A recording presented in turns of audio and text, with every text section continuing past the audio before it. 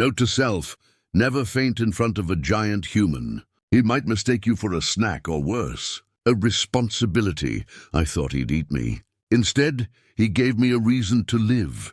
He hadn't planned to crash on Orion 7. Nobody planned for that kind of silence. Commander Ryland Cross had spent years listening to the sounds of war, drones, alarms, the flatline of comrades. Now the only thing he heard was the forest breathing. Every leaf glowed faintly, veins of violet light pulsing beneath his boots like the planet itself had a heartbeat. He'd come here to study the mineral fields, but mostly to forget the things he'd done in uniform. Humanity called Orion a resource world. Ryland preferred the word wounded. As he wandered beyond the perimeter beacons, the soft hum of his suit blended with the whispers of the wind. Then came a sound that didn't belong, something between a gasp and a squeak. Instinct kicked in. He crouched low, visor scanning through layers of foliage until he spotted movement by a cluster of bioluminescent roots. It wasn't an animal. It was a girl. Tiny, no taller than his forearm. Her skin shimmered pale lavender, hair glowing faintly like strands of moonlight. She was tangled in the roots, trembling, eyes wide with terror. When Ryland reached out, she shrieked so loud his suit sensors spiked. "Please don't eat me. I am toxic." Ryland froze, one hand still midair. "Eat you? What? No!" "I'm not," he sighed, lowering his tone. "Easy. I'm not here to hurt you." Her wings, delicate, transparent, almost like glass, fluttered nervously as she peeked at him. Humans devour smaller species. Everyone knows that. "Yeah, well," he muttered, unclipping his helmet, "you can update the rumor mill." "I prefer coffee." That earned him a confused blink. Then a reluctant snort of laughter. The tension broke like a bubble. Gently, he used a utility knife to cut the glowing roots away. The vines loosened, and the little alien girl tumbled into his palm, light as a feather. "See? All rescued." "No digestion required," he said. She blinked up at him, voice barely a whisper. "You're warm," he smiled faintly. "And you're real, for the first time in months." Something other than guilt filled his chest. Curiosity, wonder, maybe even hope. As he stood there, a human soldier, holding a being small enough to fit in his hand, Ryland didn't realize the truth yet. This meeting would rewrite the fate of two civilizations. Back at his camp, the silence felt heavier than usual. The jungle outside shimmered in soft blue light, and somewhere beyond the trees, alien insects hummed a rhythm that almost sounded like a heartbeat. Ryland sat by the low fire, his helmet off, a small steaming cup in one hand. On the table beside him sat the little alien, cross-legged on a metal tin, staring suspiciously at his instant noodles. "What is that smell?" she asked, wrinkling her tiny nose. "Dinner," he replied. "Don't judge." "It's all I've got." She leaned closer, wings twitching, eyes narrowing. "It smells like melted sadness," Ryland snorted. "That's not entirely wrong."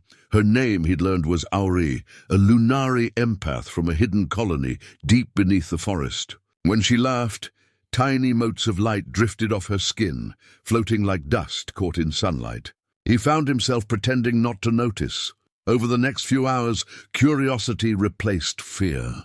She tapped buttons on his datapad, marveling at holograms. "You store memories inside light," she whispered, eyes wide. "That's beautiful." "Technology," he said. "Not that different from your crystals, I guess." A pause. Then softly, "Our crystals are dying."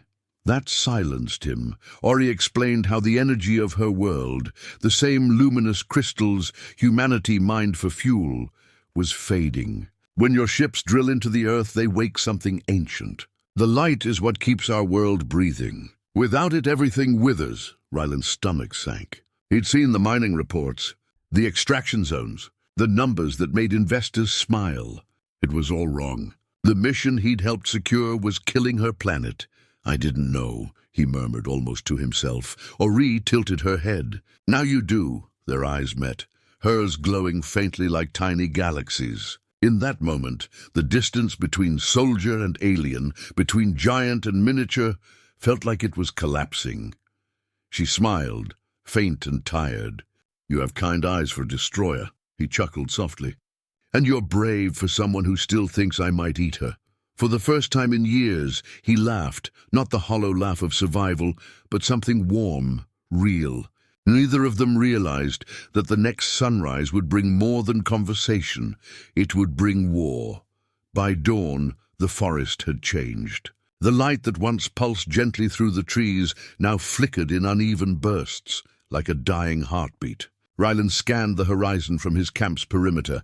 His visor displayed static where clean data should be. Something below the surface was interfering with every signal. Ori hovered nearby, perched on his shoulder like a living lantern. "It's starting," she said quietly. "The crystals are screaming." Before he could ask what she meant, his comlink crackled to life. "Commander Cross," a voice barked. "Colonel Vex, status report. We've activated the primary extractor. The planetfall in 6 hours," Ryland froze. "Sir, the Lunari depend on those fields. If we keep pulling energy, that's an order, not a debate." The line cut. "Just static." Ori looked up at him, her glow dimming. "He doesn't care, does he?" He didn't answer. He didn't need to. Her expression said she already knew. They left the camp before sunrise, heading toward the underground hive Ori called home. The path wound through glassy tunnels that shimmered with inner light. He had to crawl most of the way, his armored shoulders scraping against crystal walls. When they reached the chamber, Ryland stopped short. Dozens of miniature beings surrounded him, some frightened, others angry. Their tiny weapons glimmered like shards of light. One shouted something in a language he didn't understand. Ori flew forward, spreading her hands.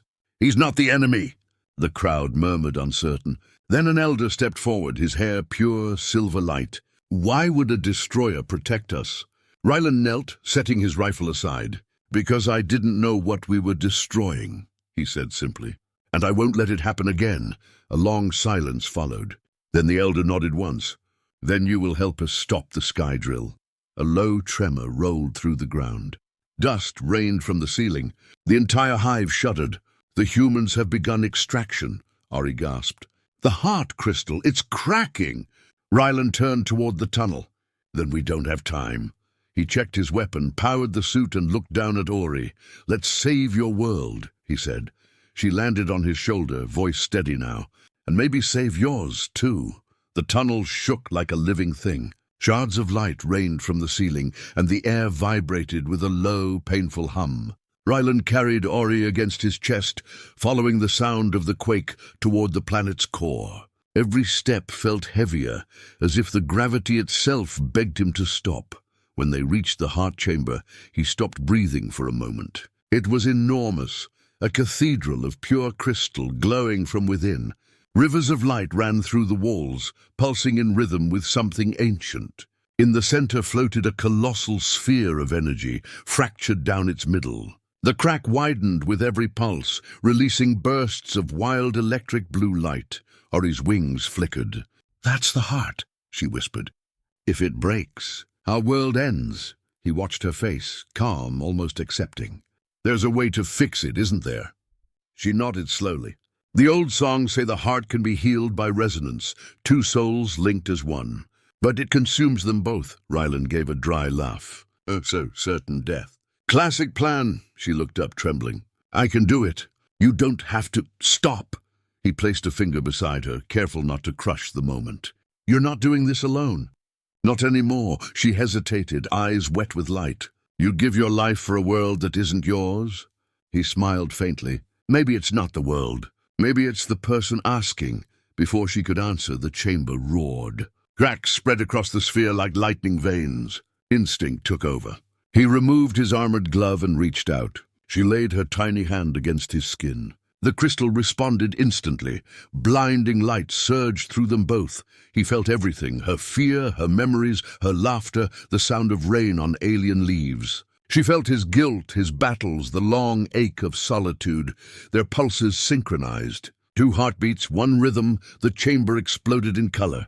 Energy tore through his body, but the pain was swallowed by warmth, a warmth that wasn't his alone. For 1 heartbeat they were both infinite. Then everything went silent. Ori opened her eyes to find the fracture sealed. and Rylan's body dissolving into light. "Rylan!" she cried, reaching out, her hands catching only shimmering dust. And somewhere within the fading glow, a voice whispered, "You're safe now." When the tremors ended, the forest above Orion 7 glowed brighter than it ever had. Every leaf, every stone, every crystal vein shimmered with quiet relief. And in the center of it all, Auri stood alone, human-sized now, her lavender skin radiant, her pulse steady. The light that had devoured Rylan hadn't vanished. It had remade her. For days, she wandered through the silent ruins of the drilling site. Human ships had retreated, their engines leaving only dust and wind behind. The planet was breathing again, but the silence hurt more than the noise ever had. Sometimes she heard his voice in the static of her communicator, small fragments woven into the energy around her. "Steady hands, soldier. You've got this." She smiled every time, even when tears blurred the glow of her vision. Weeks later, the Lunari Council summoned her to the reborn Crystal City. Their towers now reached the surface, bridges of light linking them like constellations. "You carry a spark," the elder said. "His sacrifice gave us balance." Ori touched the crystal pendant at her throat, Rylan's final gift pulsing softly against her skin. "Then maybe he's still here," she whispered. That night, as she prepared the first beacon for a message to the human fleet, a flicker appeared inside the pendant. "Testing. 1, 2. Didn't think I'd survive as jewelry, did you?" Ori froze. The voice was unmistakable, dry humor, steady warmth. "Rylan?" "Kind of," the voice chuckled. "Turns out the heart didn't kill me. It, uploaded me. I'm technically part of the planet now." She laughed through her tears. "You always had a habit of blending in." "Look at you," he said softly. "Standing tall, saving galaxies. Guess the tiny alien didn't need protecting after all." "Maybe not," she said, gazing toward the horizon where 2 suns rose side by side. "But I still like knowing you're watching." The pendant's light brightened, as if he smiled. "Always." Above them, the newly restored crystals pulsed once, 2 heartbeats in perfect rhythm. Ori turned back to her console, voice calm, confident. "Commander Rylan Cross of Earth, and Ori of the Lunari, joint ambassadors of the New Dawn." And as the first signal of peace echoed across the stars, she whispered, half laughing, half crying, "See, you didn't devour me after all." "No," the voice answered, gentle as starlight. "Just fell for you instead."